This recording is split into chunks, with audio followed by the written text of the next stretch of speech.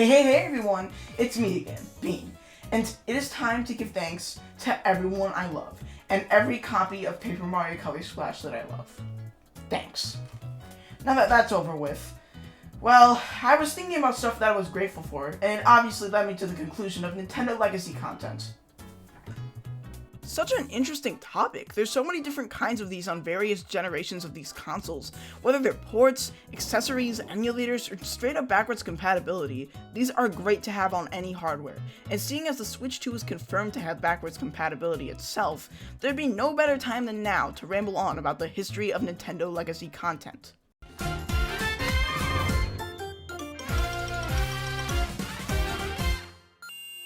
It all starts here with the SNES, one of my favorite consoles if I do say so myself. Although this couldn't play NES games, if you wasted 60 bones on one of these, the Super Game Boy, you could play Game Boy games on your TV. To be fair, it lacked the ability to play Game Boy Color games, but that's what this guy's for, the Super Game Boy 2. And now we add to the number of times something released in only Japan and couldn't play Game Boy Color games. On the topic of Nintendo's handhelds, I'm just going to quickly mention that every handheld of Nintendo's is backwards compatible with the prior one. For example, the Game Boy Color with the Game Boy, GBA with both Game Boys, DS with the GBA, and DS with DS games. There is also the Game Boy Micro. Getting back on track with home consoles, the next three are similar to the handhelds, always compatible with one another, mainly because this was Nintendo's disc era.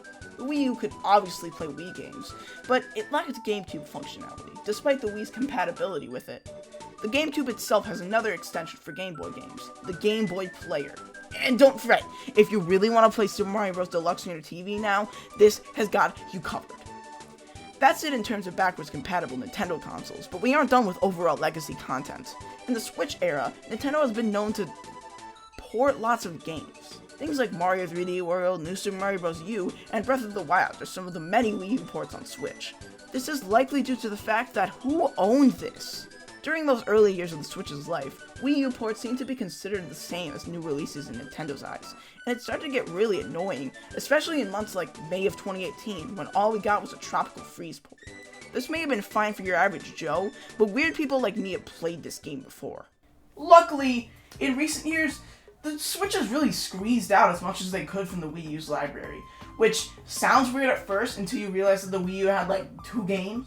For the most part, the Switch is the most notable console with backwards compatibility in Nintendo. The other consoles aren't really worth spending too much time on.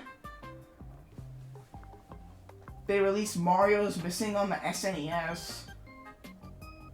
Lastly, and what most people probably think of when it comes to Nintendo Legacy content, is the Virtual Console. So much so that people call NSO the Switch's Virtual Console, and really, can you blame them? Virtual Consoles hold gist that you can buy individual games for prices, depending on the console they're from, and they usually had a pretty good library.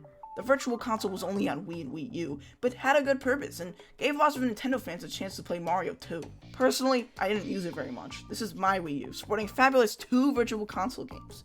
Are you proud of me? Anyways, by the time the end of the Wii U's lifespan rolled around, us Nintendo fans started to complain because, well, some people even considered, oh, how about a subscription service to do legacy content? And oh boy, Nintendo Switch Online. I have a love-hate relationship with this thing. Nowadays, the legacy content on here is spectacular. I mean, it looks incredible, and the library it sports isn't too shabby. Look, it has Donkey Kong Jr. Math! However, the road to getting here was, well, bad. We were drip-feeded all of these games. After the launch of the service in fall of 2018, it took an entire year to bring SNES onto the service. Eventually, the subscription got another tier for $50 a year! Yeah, that price point kept me away for a while, but then I realized I already bought Overcooked 2 on Switch, why shouldn't I buy that? The expansion pass of NSO came with N64, GBA, and Genesis games, and also launched a Game Boy app and regular NSO alongside it. This was a pretty good addition to the service, I will admit, and in my eyes, this makes it the best way Nintendo has done legacy content on their systems so far. Well, after all that spending, I am dead broke. There's not much I can do. I'm too lazy to get a job, and I'm not gonna sell Mario as Missing for the SNES. I mean, I have some dignity left.